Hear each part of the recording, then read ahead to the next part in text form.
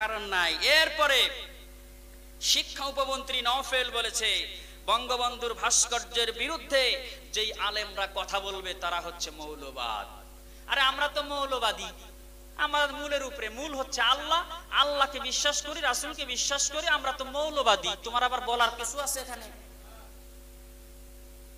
তারা নাকি মৌলবাদ, আর বলেছে কোন মৌলবাদের জায়গা বাংলাদেশে নাই। আমি মিথ্যা কথা বলবো না, ডাইরেক্ট উনি বলেছে দেখে আমার কাছে সব কিছু নোট করা আছে, ডাউনলোড করা আছে আমার মোবাইলে, দেখে যাই মনে চাইলে পারে। বাংলাদেশে কোন আলেম কোন মৌলবাদ থাকতে পারবে না। চিন্তা করেন, বাংলাদেশের আজকে লক্ষ লক্ষ আলেমরা শেখ মুজিবুর রহমানের পক্ষে কথা বলছে, কথা বলেন ঠিক কিনা? পক্ষে মানে তাকে আমরা জান্নাতে নিতে চাই, কারণ জাহান্নামের আগুন হবে মানুষ আর পাথর। পাথর দিয়ে মূর্তি তৈরি করবা, সে জাহান্নামে যাবে, দলিল দিয়েছি আমি, সামনে আসেন। সুতরাং শুধু তাই নয়, এ বলেছে যে যদি কোনো মৌলবাদ বেশি বাড়াবাড়ি করে তাদের ঘাড় মটকায় দেওয়া হবে। কি মটকা দিবে? তুমি মরে দেখো তোমার ঘাড় কেমনে মটকা। কারণ আমরা তো কিছু করতে পারতেছি না, কারণ আমাদের তো ক্ষমতা নাই। ওই যে বললাম যে আমার লোক নাই, জোন নাই, কিচ্ছু নাই, বলতেছি নির্যাতন আমার উপরে, টর্চারিং আসতেই পারে, এটা স্বাভাবিক আসাটা। নবী রাসূলদের উপরে আসছে, আমার উপরে, কথা বলেন, আমার উপরে আসতেই পারে, ভয় খাওয়ার কোনো সুযোগ নাই। সুতরাং এই বাংলাদেশে আমরা বলতে চাই নওফেলকে, বাংলাদেশে আলেম ওলামা থাকবে না। 95% মুসলমানের দেশে মুসলমানরা থাকতে পারবে না, আলেমরা থাকতে পারবে না। এটা কি তোর বাপের দেশ না তোর দাদা বাবুদের দেশ? সুতরাং যেই সমস্ত মানুষ কটূক্তি করবে যে এটা আলেমরা এই দেশে থাকতে পারবে না, যে সমস্ত মানুষটাই কটূক্তি করে, আমরা তাদেরকে বলতে চাই এই দেশটা তোদের বাপের দেশ নয়, কথা বলেন ঠিক কিনা? এই দেশটা হচ্ছে শাহজালালের দেশ, শাহপরানের দেশ, শাহ মকদুমের দেশ। এই দেশটা হচ্ছে আল্লামা শফির দেশ, কথা বলেন ঠিক কিনা? এই দেশটা হচ্ছে চরমনায়ের পীর সৈয়দ ফজলুল করিমের দেশ, কথা বলেন ঠিক কিনা? এই দেশটা হচ্ছে মামুনুল হকের দেশ, কথা বলেন ঠিক কিনা? এই দেশটা হচ্ছে তারেক মনোয়ারের দেশ, এই দেশটা হচ্ছে মিজানুর রহমান আজহারির দেশ, এই দেশটা হচ্ছে আল্লামা বাবুনগরীর দেশ, এই দেশটা হচ্ছে আল্লামা সাঈদীর দেশ, কথা বলেন ঠিক কিনা? মনে চাইলেই কিছু করতে পারবা না, মৌলবাদ তারাবা না। এরপরে আলাইহিস সালাম, সম্মানিত উপস্থিতি, কোনো ভূমিকায় যাওয়া যাবে না, সরাসরি আলোচনা, কারণ দেশের যে অবস্থা চলছে কখন যে কি হয়ে যায় তার ঠিক নেই, দেশটা থরথর করছে, কথা বলেন ঠিক কিনা? কেউ ভাস্কর্য তৈরি নিয়ে ব্যস্ত, কেউ ভাস্কর্য বসাতে দেবে না এটা নিয়ে ব্যস্ত। শতকরা 95% মুসলমানের দেশে আমরা শেখ মুজিবুর রহমানকে ভালোবাসি না এরকম না, আমরা কলিজা দিয়ে ভালোবাসি, কথা বলেন ঠিক কিনা? তার জন্য একটি স্বাধীন রাষ্ট্র পেয়েছি, তাকে কেন ভালোবাসবো না? আমরা চাই তার কবরটা যেন জান্নাত হয়ে যাক, কথা বলেন ঠিক কিনা? তার কবরে শাস্তি হোক, এটা কি আমরা চাই? কিয়ামতের মাঠে সে জাহান্নামে যাক, এটাই আমরা চাই? এটা চাই না। আমরা চাই কিয়ামতের মাঠে বঙ্গবন্ধু শেখ মুজিবুর রহমান, যার কৃতিত্বে, যার বলিষ্ঠ কণ্ঠস্বরে, যার আহ্বানে লক্ষ লক্ষ মানুষ সারা দিয়ে দেশকে স্বাধীন করেছিল, কথা বলেন ঠিক কিনা? আমরা চাই আল্লাহ পাক যেন তাকে জান্নাতের উঁচু মাকাম জান্নাতুল ফিরদাউস দান করুক, জোরে বলেন ঠিক কিনা? এটা আমাদের মনের চাওয়া, এটা আমাদের অন্তরের দাবি, কথা বলেন ঠিক কিনা? কিন্তু বাংলাদেশে যদি কোনো মানুষ চায় যে তার মূর্তি স্থাপন করে, ভাস্কর্য তৈরি করে তাকে জাহান্নামে দেবে, এটা আমরা হতে দিতে। মানুষ জাহান্নামে যেতে চাবে, কিন্তু আমরা তো যেতে দিতে পারি না, কারণ আমরা বাংলাদেশে বাস করি। আপনি বাংলাদেশে বাস করেন, আমিও বাস করি বাংলাদেশে। আমি তো চাই না যে আপনি জাহান্নামে যান, যে কোনো ভাবে হোক আপনাদেরকে আমরা জান্নাতে নিয়ে যেতে চাই, ঠিক কিনা? আজকের আলোচনার মূল পয়েন্ট এটা থাকবে ইনশাআল্লাহ। নামধারী কিছু আলেম বাংলাদেশে হয়েছে, পকেটে কিছু টাকা পাইছে, উল্টাপাল্টা ফতুয়া, কোরআনের বিরুদ্ধে ফতুয়া, হাদিসের বিরুদ্ধে ফতুয়া। যে সমস্ত ফতুয়া দিচ্ছে এই সমস্ত ফতুয়া আবু জেহেলও দেয় নাই। আবু জেহেল যদি বেঁচে থাকতো আজকে নামের আগে আবার হাফেজ আছে, কি আছে? ওই কোরআন শুদ্ধ করে পড়তে পারে কিনা আল্লাহই ভালো জানে। কারণ ও যদি হাফেজ হয় তো উল্টা পাল্টা ফতোয়া দেওয়ার কথা না। শুধু ঠিক বলার সময় এখন নয়, তৈরি হয়ে প্রস্তুত হয়ে থাকতে হবে, যে কোনো সময় ময়দানে নামা লাগতে পারে কোরআনের আইন প্রতিষ্ঠায়, বিশ্বনবীর হাদিস, তার হাদিসের মর্যাদা রক্ষা করার জন্য। আজকে বাংলাদেশে দল মত নির্বিশেষে কে কোন পীরের মুরিদ, কে কি করে, কোনো দেখার সময় নেই। আজকে সব আলেমরা ঐক্যবদ্ধ একটা বিষয়, ভাস্কর্য বসাতে দেব না ইনশাআল্লাহ। আজকে এই ভাস্কর্যের বিরুদ্ধে কথা বলার কারণে কত আলেমদের উপরে টর্চারিং চলছে, নির্যাতন চলছে। কথা বলতেই মাহফিলে বাধা, হতে দিচ্ছে না। কথা বলতেই ইমাম সাহেবের ইমামতি নাই, কত জবাবদিহিতা। আপনি সোশ্যাল মিডিয়াতে দেখেন কি অবস্থা যে চলছে। কিন্তু কারো যদি কোনো ক্ষমতা থাকে, আসো বাধা দেওয়ার জন্য, আসো। কোরআনের পক্ষে কথা বলছি, মূর্তি ভাস্কর্য স্থাপন করতে দেব না। ক্ষমতা থাকলে যদি মায়ের বেটা হও, সামনে এসে বাধা দাও। কত বড় কলিজা, কলিজা টান দিয়ে বের করে কুকুর দিয়ে খাওয়াবো ইনশাআল্লাহ। ভয় করার সময় নেই। এটা এই দেশের নাগরিক, আমি কেন এই দেশে ভয় করে কথা বলবো?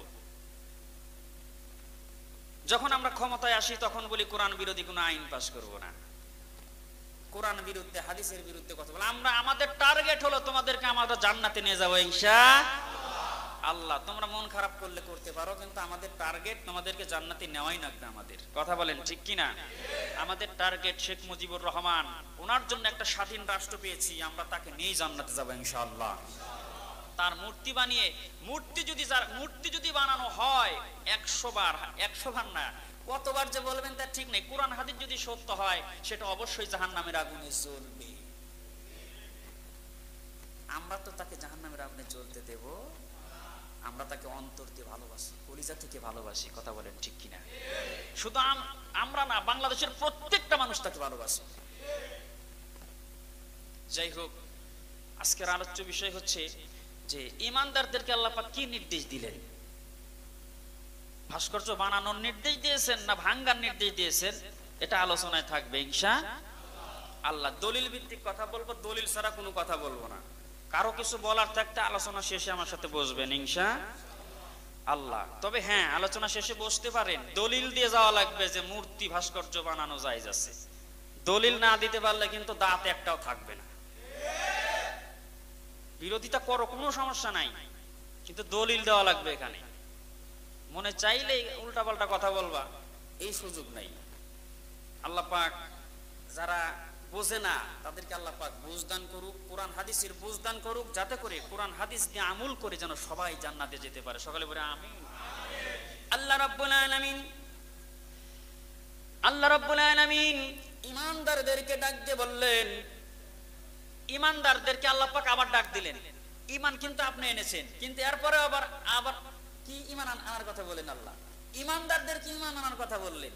দেখেন সূরাতুন নিসা আয়াত নাম্বার 136, আল্লাহ পাক বললেন, ইয়া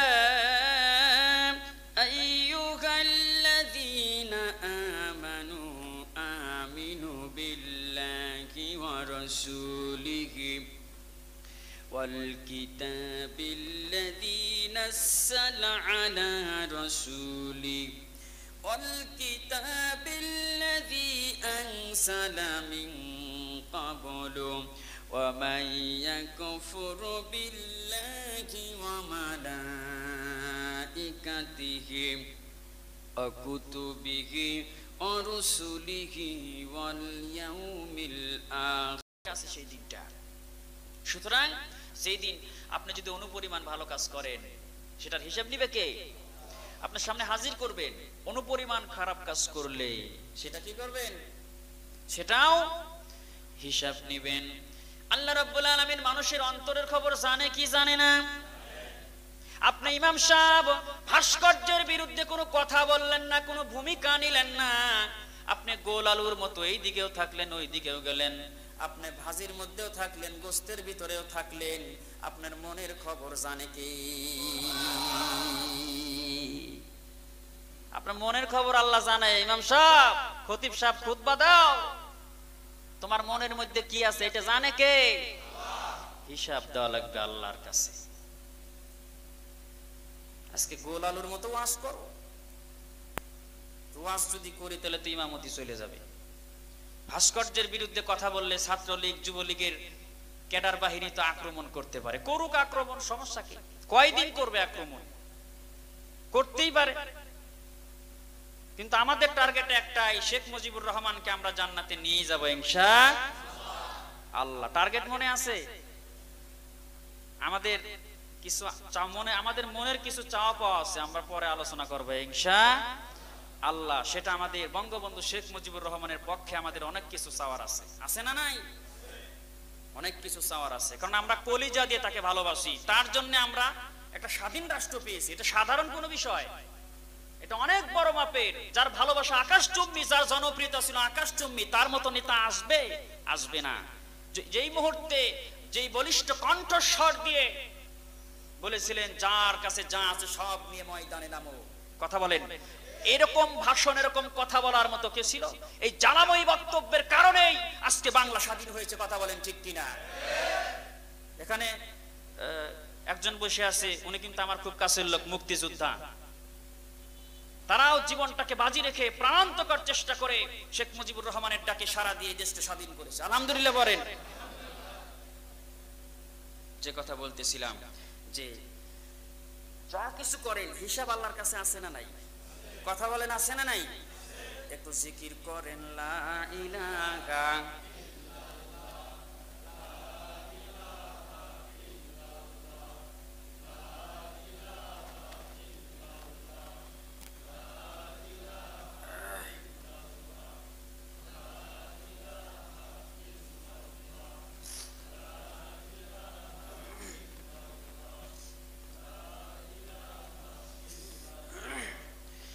যাব ইনশাআল্লাহ।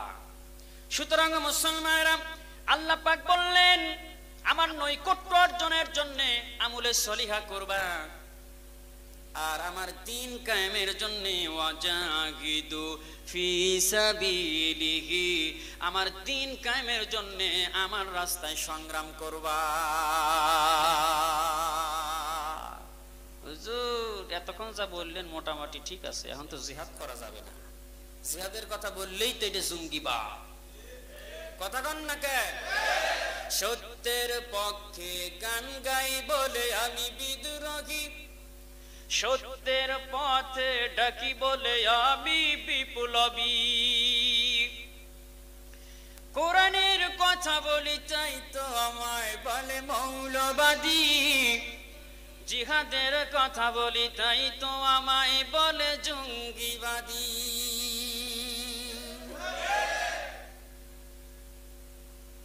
সুতরাং জিহাদের কথা বললেই সমস্যা। পরবর্তী আয়াতে আসেন যে ঈমানদারদেরকে আল্লাহ পাক এবার ডেকে ডেকে বললেন, সূরাতুল মায়েদা 90 নম্বর আয়াত, ইয়া আইয়ুহাল্লাযীনা আমানু ইন্নামাল খামরু ওয়াল মাইসিরু ওয়াল আনসাবু ওয়াল আসলামু রিজসুম মিন আমালিশ শাইতান ফাজতানিবুহু লাআল্লাকুম তুফলিহুন। আচ্ছা বলেন, এই আয়াতটা নাজিল করেছে কে? আল্লাহ। এই কোরআনটা দিয়েছেন কে? এই কোরআনের মধ্যে যদি আয়াতটা থাকে আমাদের মানার দরকার আছে না নাই? আয়াতের প্রথমে বলা হয়েছে ইয়া আইয়ুহাল্লাযীনা আমানু, যারা ঈমান এনেছো, ইন্নামাল খামরু, সমস্ত নেশাদার দ্রব্য ছেড়ে দাও। এগুলি শয়তানের ঘৃণিত কাজ, শয়তানও ঘৃণা করে। এটাকে কে ঘৃণা করে?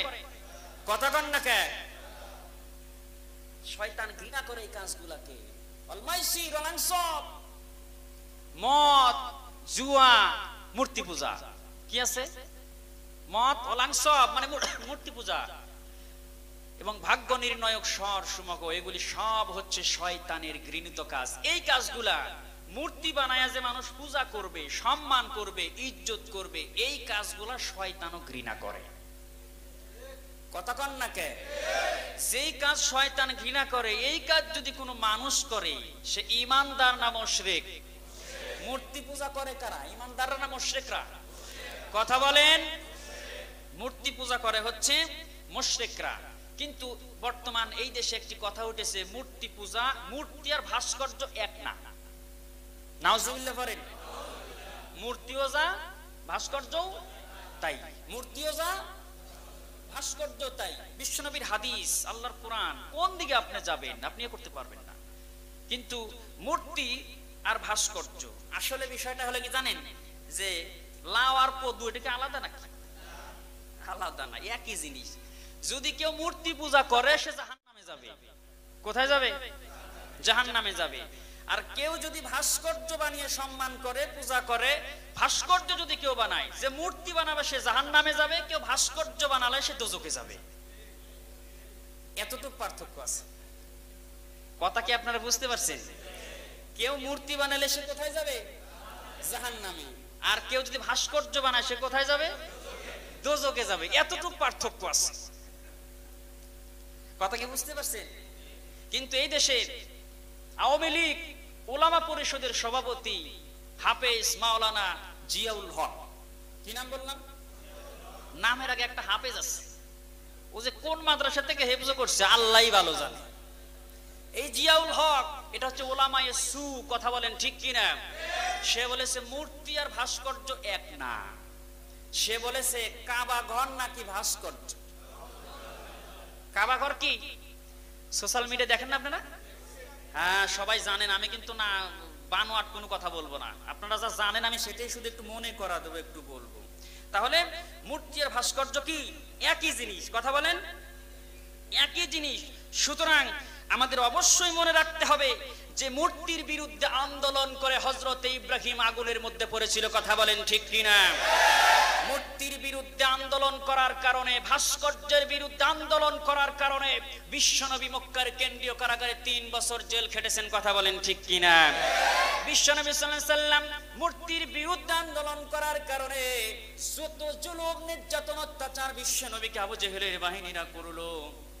শুধু তাই নয়, ভাস্কর্যের বিরুদ্ধে আন্দোলন করার কারণে রাতের অন্ধকারে আমার নবী, আপনার নবী তার মাতৃভূমি ত্যাগ করেছিল।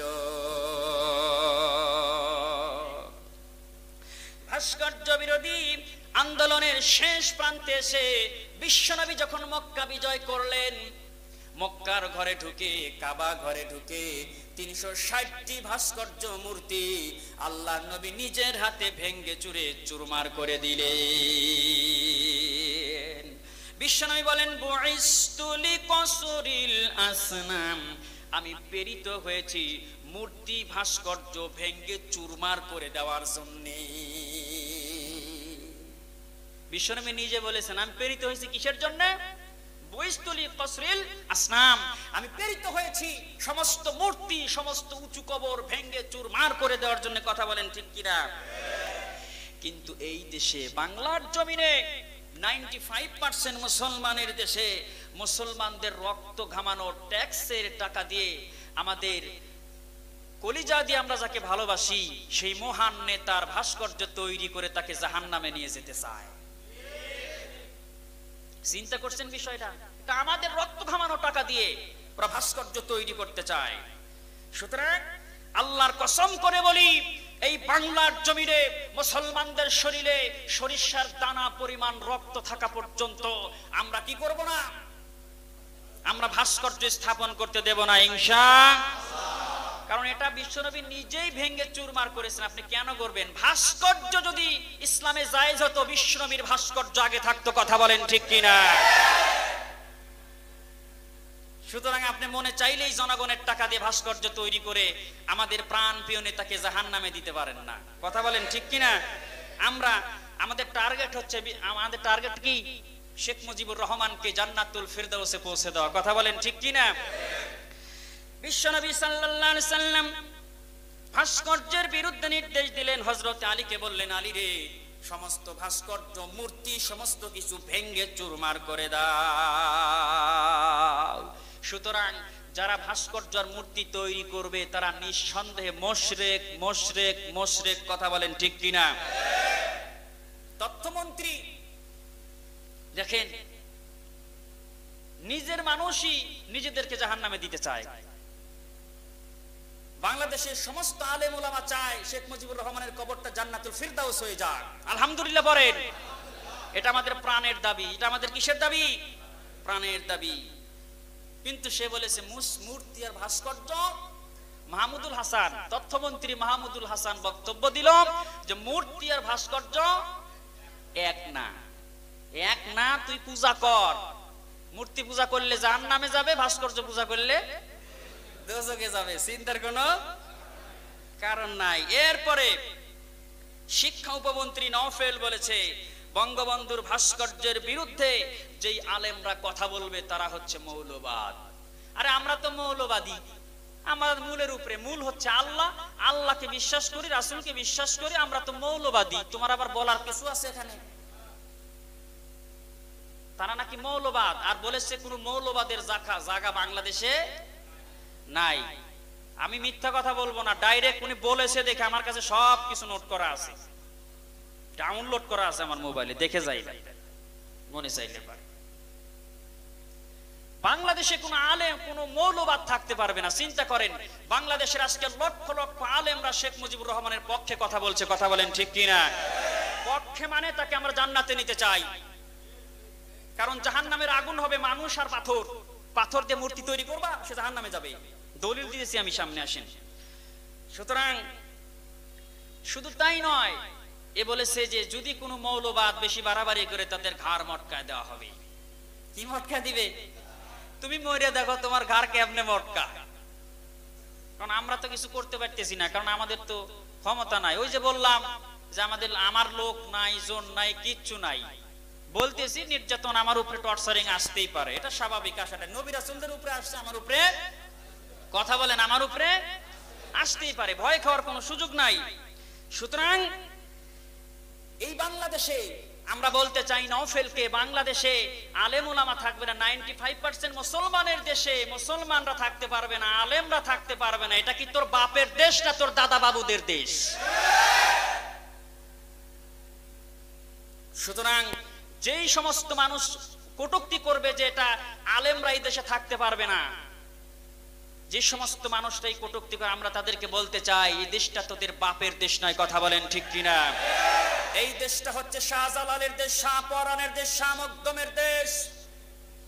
এই দেশটা হচ্ছে আল্লামা শফির দেশ, কথা বলেন ঠিক কিনা? এই দেশটা হচ্ছে চরমনায়ের পীর সৈয়দ ফজলুল করিমের দেশ, কথা বলেন ঠিক কিনা? এই দেশটা হচ্ছে মামুনুল হকের দেশ, কথা বলেন ঠিক কিনা? এই দেশটা হচ্ছে তারেক মনোয়ারের দেশ। এই দেশটা হচ্ছে মিজানুর রহমান আজহারির দেশ। এই দেশটা হচ্ছে আল্লামা বাবুনগরীর দেশ। এই দেশটা হচ্ছে আল্লামা সাইদির দেশ, কথা বলেন ঠিক কিনা? মনে চাইলেই কিছু করতে পারবা না, মৌলবাদ তারাবা না।